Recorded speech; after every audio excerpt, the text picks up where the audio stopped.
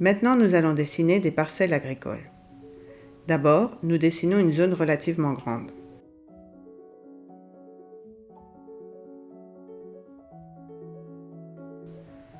Au cas où le polygone se serait raccordé à la couche de chemin, nous devrons modifier les options d'accrochage et réduire la tolérance ou désactiver accrochage pour cette couche, puisque de toute façon, nous n'en avons pas besoin pour l'instant.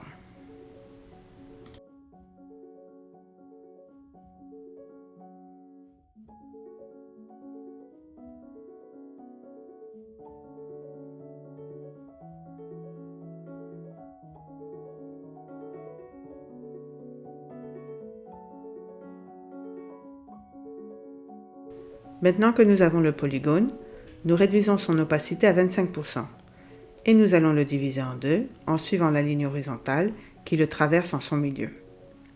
D'abord, nous sélectionnons avec l'outil « Sélectionner les entités avec un rectangle ou un simple clic » le polygone que nous voulons diviser. Nous activons l'outil « Séparer les parties » et nous dessinons la ligne de division depuis le sommet. Nous traçons le dernier point de la ligne en dehors du polygone divisé. Si l'on ouvre la table d'attributs, on peut voir que seul l'élément visuel est divisé en deux parties. Mais dans la table, il est encore enregistré comme un même objet constitué de deux parties. Ce qui veut dire que nous ne pouvons pas modifier les attributs d'une partie ou d'une autre. Les deux ont les mêmes attributs. Pour obtenir deux éléments séparés, nous devons utiliser un autre outil. Nous allons défaire la division en deux parties, mais nous allons maintenir le polygone sélectionné. Nous choisissons l'outil de séparer les entités, qui a une icône presque identique à l'outil antérieur. De nouveau, nous allons dessiner la ligne de division et confirmer en cliquant du bouton droit. N'oublions pas que le dernier clic doit se faire hors du polygone divisé. Maintenant, nous pouvons voir que le polygone est divisé en deux polygones. Chacun d'eux a sa propre ligne dans la table d'attributs. Même si les valeurs sont les mêmes, elles sont parfaitement éditables.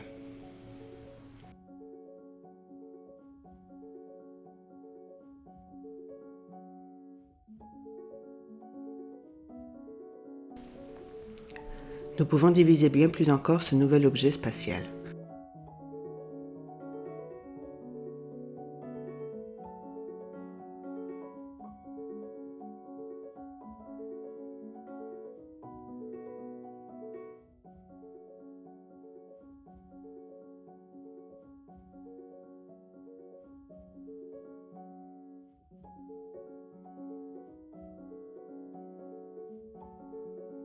Par contre, si nous voulons rassembler deux éléments séparés dans un même polygone, nous devrons utiliser l'outil « Fusionner les entités ». Pour l'utiliser, nous devrons préalablement sélectionner au moins deux éléments que nous voulons combiner. La fenêtre nous offre plusieurs données de sortie et nous cliquons sur le bouton « Supprimer de la sélection actuelle ». Ainsi, lorsque nous accepterons, nous obtiendrons un seul objet spatial et les deux entités originales seront automatiquement éliminées.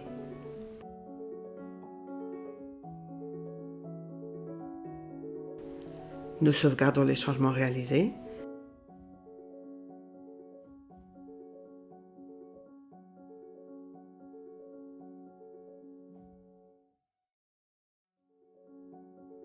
Nous modifions la symbologie.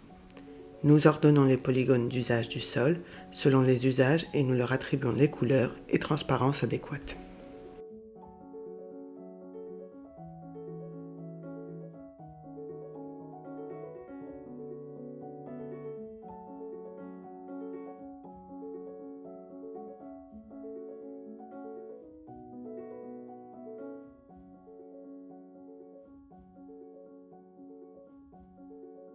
Dans le cas de chemin, nous classons les lignes selon le matériau et nous attribuons à chacun une couleur différente.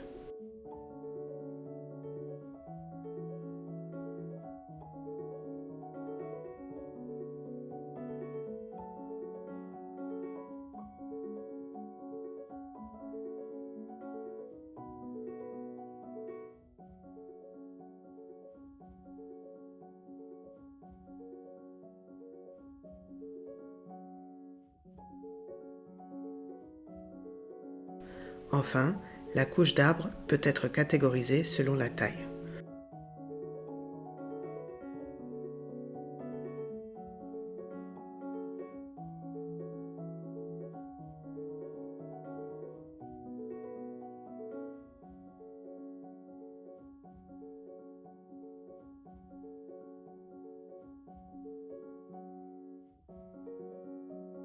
Nous attribuerons aux arbres les plus grands une taille de symbole de 4 mm, aux arbres moyens un symbole de 2,5 mm et aux arbres les plus petits un symbole de 1,5 mm.